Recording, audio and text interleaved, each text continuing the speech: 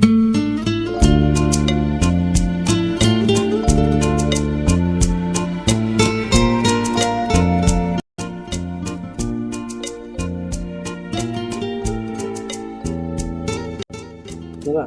kita mulai. Silakan perkenalkan diri.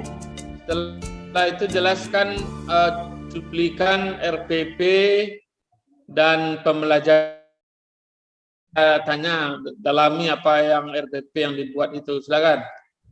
Assalamualaikum warahmatullahi wabarakatuh.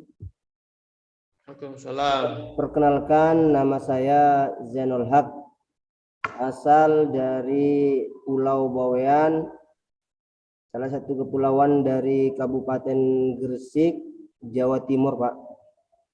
Saya mengajar di MTS Qiraatul Thalibin di Desa Kumalasah, pasnya di Dusun Tanjung Timah, Kecamatan Sangkapura. Karena di Bawean ini hanya terdiri dari 2 kecamatan, Pak. Pulau sangat kecil, terdiri dari 2 kecamatan.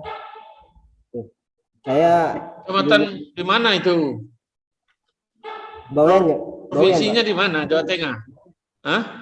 Bukan Jawa Tengah, ini Jawa Timur, Pak. Oh, Jawa Timur. Iya, sebelah utaranya Madura. Kalau tahu Madura itu, pulaunya kecil, kalau di peta itu tidak kelihatan. Kalau dari Kabupaten Gresik sekitar 4-5 jaman, Pak, nyebrangnya pakai kapal yang cepat. Oke. Dulu kuliahnya di Ngajar apa? Di mana ngajarnya? Saya ngajar di MTS Qiraatul Thalibin, tepatnya di Desa Kumalasa, Kecamatan Sangkapura. Oke, silakan RPP-nya tentang apa dan gimana cuplikan Anda mengajar itu. Coba jelaskan ke saya.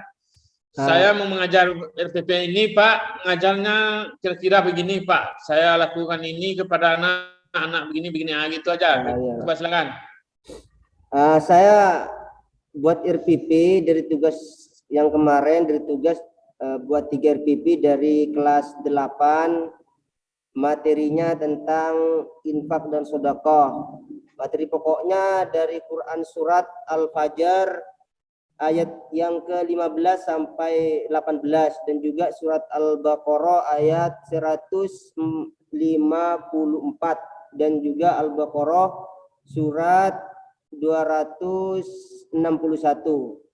Nah, dalam pembuatan RPP saya jadikan 3 RPP dalam 1 bab tersebut. Yang pertama, saya kalau ngajar tentunya dalam bagian pendahuluan saya awali dengan salam dulu, tentunya seperti itu, Pak. Salam. Setelah salam kita berdoa bersama. Kadang doanya saya pakai Al-Fatihah saja langsung dengan anak-anak, langsung tawassul, itu langsung doa pakai Al-Fatihah dimulainya. Setelah itu kita baca, kadang pakai surat-surat pendek. Ya, kadang kita untuk meningkatkan karakter kebangsaan kita kepada anak, saya suruh anak untuk nyanyikan lagu Indonesia Raya, kadang saya suruh untuk baca Pancasila bersama, seperti itu, Pak. Itu bagian awal. Setelah itu saya absen, lihat keadaan siswa, mengondisikan. Nah, setelah mengondisikan, saya tanyakan terlebih dahulu materi yang sebelumnya, apakah masih ingat atau tidak, apakah betul anak itu belajar malam apa tidak, seperti itu. Setelah saya ditanyakan, baru saya sedikit menyinggung materi yang akan kita bahas. Bagian garis-garis besarnya saya tanyakan apakah anak pada sebelumnya sudah belajar apa tidak, seperti itu. Nah, setelah itu anak menjawab apa yang saya tanyakan, baru saya masuk ke inti pembelajaran. Nah, di situ saya biasanya pakai Enfokus, Pak, pakai Enfokus.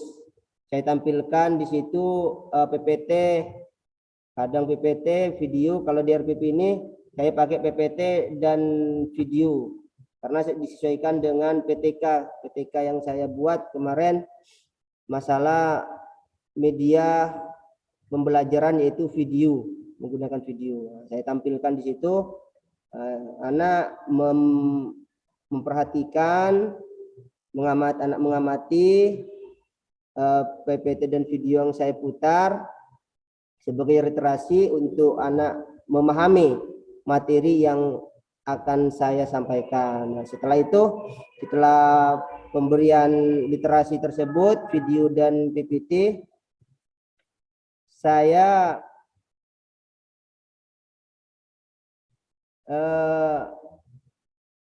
bertanya sebagai critical thinking untuk anak-anak, apakah anak dari hal tersebut ada yang ditanyakan seperti itu atau tidak. Misalkan ada, saya lempar pertanyaan saya ke temannya, misalkan ada yang bertanya seperti itu. Setelah itu lanjut, ada lagi untuk kegiatan kolaborasinya Pak, saya kasih diskusi, kadang saya kasih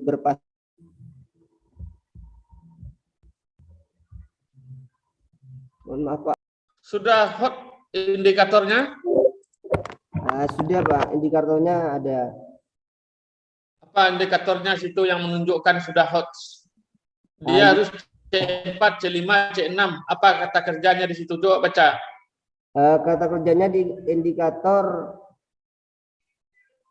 menganalisis C4 itu Pak, menganalisis. Oh, iya. Saya bagi pilah-pilah indikatornya, soalnya bagian pertama saya untuk bagian menulis dan menterjemah, pembelajaran keduanya PP-nya bagian untuk menganalisis isi kandungan dan mengkaitkan, sedangkan bagian yang ketiga saya bagi untuk bagian menghafal. Oh. Dari indikator capaian dibagi seperti itu Pak.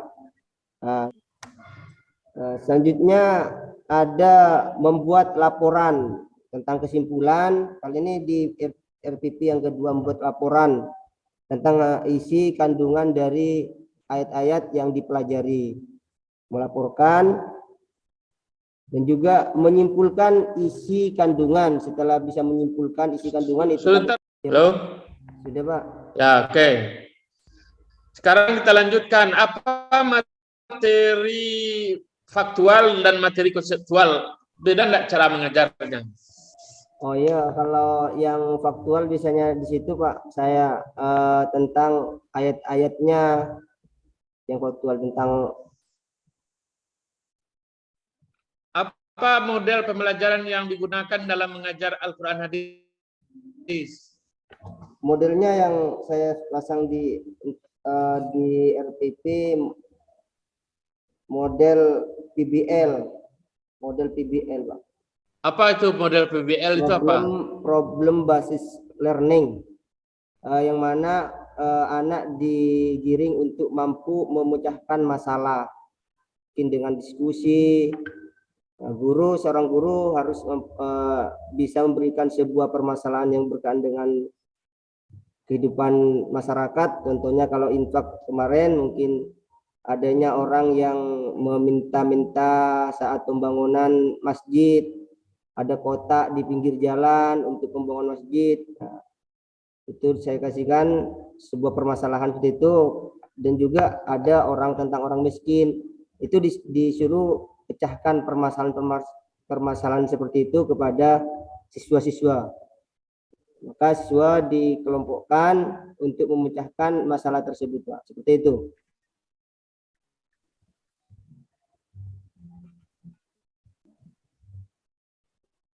Oke. Kalau pembelajaran yang berbasis kompetensi abad 21 itu kreatif, apa kreatifnya? Kreatif kolaboratif, apa itu maksudnya itu? Kalau yang kreativitasnya itu saat kita kalau sudah mau bagian terakhir, kita adakan penyimpulan materi bersama dengan siswa diusahakan untuk mampu untuk mengingat dan memaparkan kesimpulan dari materi yang telah kita pelajari seperti itu. Oke. Kalau penilaian, apa yang bedanya penilaian pengetahuan, sikap dan keterampilan? Apa bedanya itu? instrumennya, cara menilainya, instrumennya Kalau dalam sikap, Al-Quran ya, hadis ini. ya kalau sikap ada instrumennya. Apakah misalkan di sini pelajaran tentang tentang yang kami pelajari tentang infak, berarti kami menilai sikapnya apakah anak tersebut di situ sudah ada instrumen, Pak.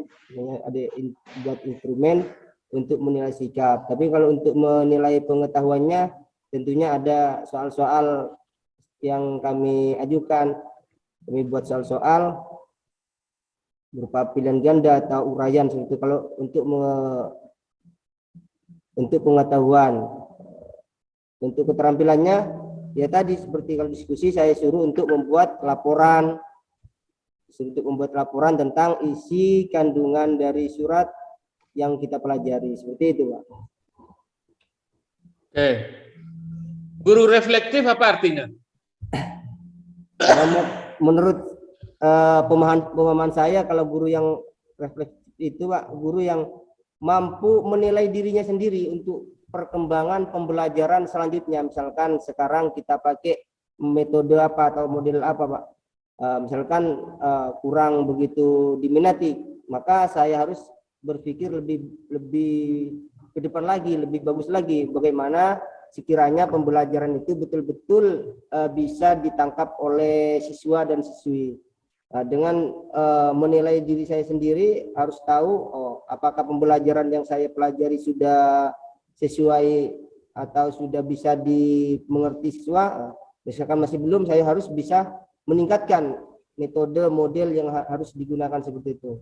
Maka untuk pembelajaran selanjutnya bisa ditemukan sebuah model-model yang bisa membuat anak itu lebih semangat, lebih giat, sehingga merasa mereka betul-betul belajar. Bukan hanya gurunya saja yang ngasih, tapi anak-anak mampu untuk mencari sendiri seperti itu. Oke. Ya, Pak. Oke, saya kira cukup demikian. Nanti digabungkan aja videonya ya. Ya, Pak. Karena ada acara, kita lanjut untuk Ihsan, kita lanjutkan di apa? Silakan ditutup rekornya. Terima kasih. Terima kasih, Pak. Saya mohon maaf Assalamualaikum. sebelumnya manakala ada perbuatan yang tidak baik, itu saya mohon maaf yang sebesar-besarnya, Pak. Mohon bimbingannya dan doanya agar kami bisa lulus 100% di Al-Quran Hadis 4. Terima kasih. Assalamualaikum warahmatullahi wabarakatuh.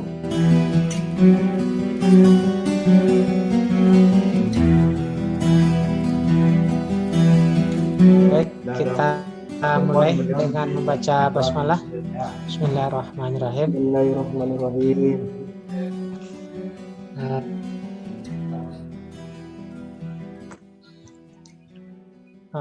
Nama Pak Zainul Haq ya? Ya, Pak, Zainul Haq.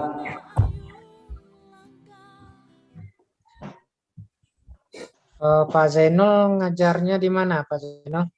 Saya ngajar di MTS Qiraatul Thalibin, Desa Kumalasa, Dusun Tanjung Kima. Saya dari Bawean, Pak, dari Pulau Bawean. Oh, Bawean ini paling jauh ini di Madura ya? Sebelah utaranya Madura, Pak. Ini berarti pertemuan kita yang kedua ini, Iya. Madura ya? Bagus sinyal di sana ya? Udah, Pak. Ini mumpung saya dapat sinyal enak, maka minta pertama untuk hari ini sama teman-teman. Oh, begitu. Iya. Baik, Pak Zainul. Pak Zainul ini mengajarnya di MI, itu di mana? MTS. Iya, Pak. Itu ngajarnya kelas berapa, Pak Zainul? Ngaji ya karena cuma ada satu kelas, Pak. Ngajarnya dari kelas 1 sampai kelas 9, kelas 7 sampai kelas 9. Oh, gitu ya, 7 sampai 9. Yang Pak Zainul upload di LMS itu tentang apa temanya? Saya membuat RPP kemarin, saya buat kelas 8 bab yang kedua. Materinya berbagi infak dan sedekah dengan ikhlas. Materi pokoknya Pak, temanya tentang Quran surat Al-Baqarah, surat Al-Fajr. Quran surat Al-Fajr ayat yang ke-15 sampai 16. Nah, yang kedua surat Al-Baqarah ayat yang ke 254 dan ayat 261. Itu yang saya buat RPP, Pak. Jadikan 3 RPP, satu bab. Itu temanya tentang apa tadi? Infak dan sedekah yang dikaitkan dengan isi Quran yang tadi Pak, yang saya sebutkan. Oke. Ya, oke. Oke, ketika Pak Zainul membicarakan tentang infak dan sedekah ini biasanya perangkat pembelajarannya apa yang Pak Zainul gunakan ini? RPP Pak, ada RPP, LKPD, ya instrumen penilaian Pak. Itu yang saya gunakan. Terus apa lagi? Ya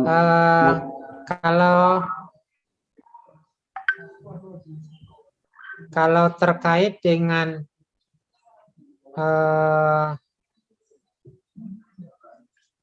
media yang digunakan apa Pak Zainul? Saya menggunakan medianya video. Kalau medianya apa? Video dan PPT Pak, PowerPoint yang ditampilkan melalui Infocus.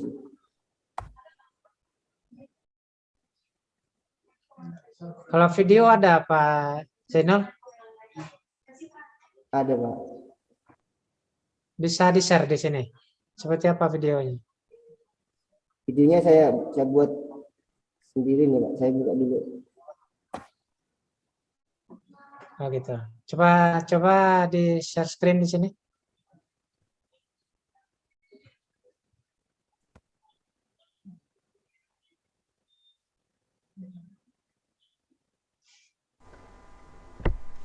Assalamualaikum warahmatullahi wabarakatuh. Apa kabar anak-anakku? Semoga kalian pada saat ini dalam keadaan sehat walafiat. Anak-anakku kelas 8, dalam video pembelajaran kali ini akan dibahas bab 2, berbagi infak dan sedekah dengan ikhlas. Subbab yang akan kita bahas tentang Quran surat Al-Fajr. Udah cukup Pak Zainal. Nah, kemudian Pak Zainal juga punya LKPD. Punya Pak. Coba dilihat.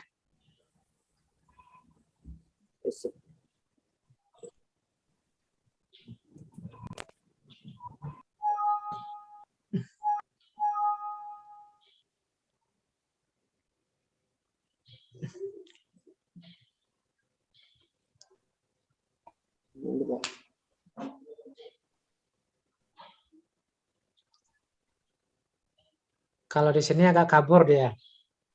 Kabur seperti ini Pak. Nah, ini bagian tempat tugasnya, ada materinya. Ini materinya tentang Al-Fajr. Ya, oke, Pak Zainal. Sudah Pak. Ya, udah. Terus Pak Zainal, itu anak-anak kita semuanya sudah bisa mengikuti materi yang diberikan itu Pak Zainal? Ya, walaupun tidak 100%, 80% bisa dikatakan bisa ikut. Tidak bisa ikut materi pembelajaran aktif ya, kadang berapa persennya ada yang cuma ada yang berbicara sendiri seperti itu Pak. Tapi semuanya sudah bisa membaca Al-Quran siswanya. Bisa walaupun tidak lancar, walaupun bacanya tersendat-sendat.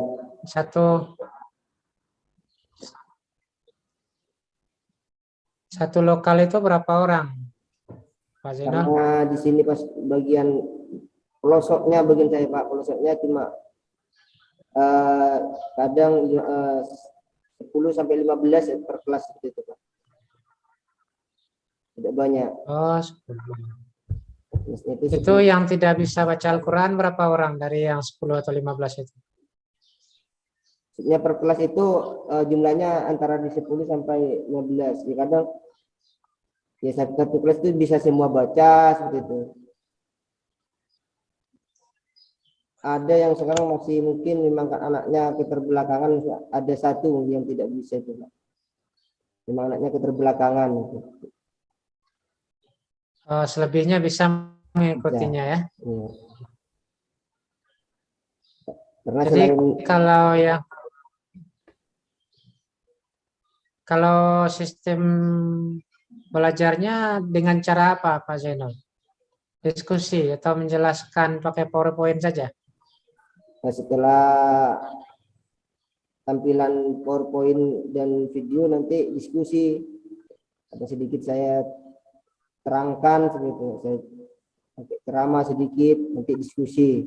Anak disuruh untuk mampu membuat laporan, untuk melaporkan, untuk bertanya, tapi yang banyak diskusi itu ya. Dan mengamati gambar-gambar seperti itu. Oke. Ketika kita menyajikan terkait dengan infak dan sedekah ini kan sebenarnya konsepnya baru ya. Iya Pak, pengertiannya konsep. Nah, bagaimana membangun sebuah kenyataannya seperti apa yang Pak Zainul lakukan? Terlebih dahulu saya untuk membangun hal tersebut saya tanyakan dulu tentang apakah anak mungkin pernah membantu orang atau gimana, ya, seperti itu untuk anak bisa masuk memahami masalah infak dan sedekah.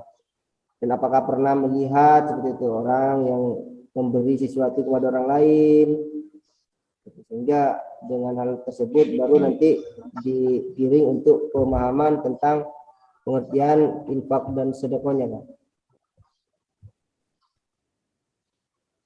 Gitu ya. Rata-rata di sana nelayan ya, Pak Zainal? Iya Pak, rata-rata nelayan kalau di Bawean.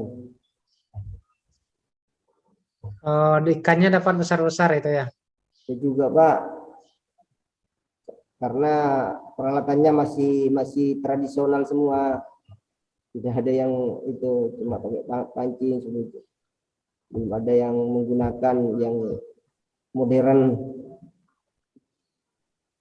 Ya, Yang siswa kita yang dari sana itu banyak yang kuliah keluar dari Pulau Bawean. kalau di Pulau Bawean dia banyak Pak, ada di Malang, ada di Surabaya, ya nyebar di Oh, mana banyak ya. seperti itu. Oh, Bahkan saya begitu. kemarin Berarti, bukan anak dari orang yang mampu, makanya cuma kuliah di Bawean yang cabangnya dari Unsuri itu. ya, ya, ya. Ya kalau Madura ini kan terkenal dia ini daerah yang rantaunya ya, hampir di Ya, semua daerah orang Madura itu ada. Ya campur-campur begitu. Ada yang Madura dari Sampang, Pamekasan, di Sumeneb, ada yang dari Bawean ya. ya Bawean itu kan lepas dari Madura, bukan Maduranya, bukan Pulau Maduranya, masih jauh dari Madura Pak. Kalau Baweannya lepas Tapi itu kan kalau Bawean itu masuk ke Jawa Timur juga kan? Jawa Timur, Kabupaten Tapi Gresik Pak, oh itu kabupatennya Gresik itu, bukan Madura ya? bukan Madura. Oh Gresik ya. Ya, ya, ya. Tapi Ya, misalnya, ya oke Pak Zainal. Di sana ada kertas sama pulpen Pak Zainal. ada Pak.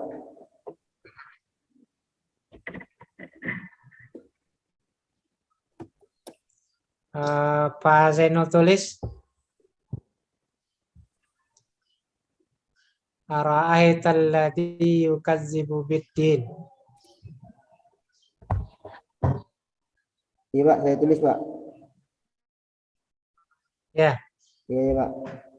Ini tempatnya sempit. Saya geser dulu Pak sebentar Pak, soalnya ada tempatnya sempit. Oke. Ya.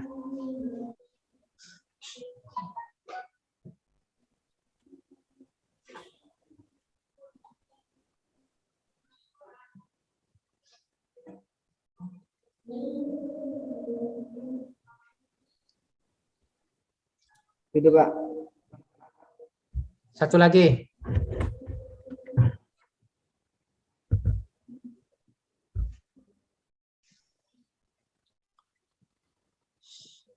Ya ayuhan nasu wa'budu rabbakumul ladzi.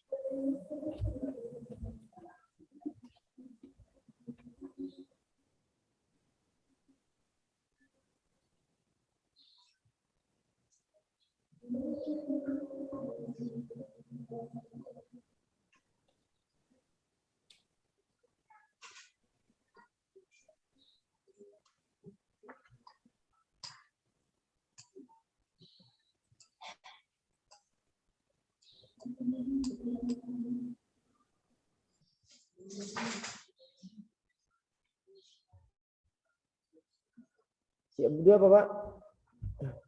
Nafsi wahidah. Sudah selesai.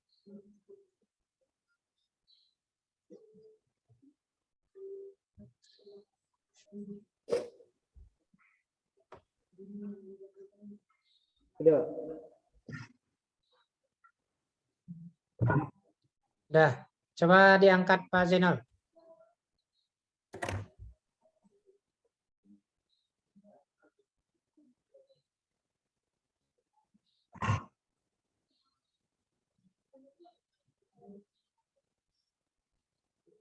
Udah, oke, Pak Zainal. Tulisannya itu belum lengkap itu. Ya ayuhan nasu wa'budunya belum sesuai. Salah Pak.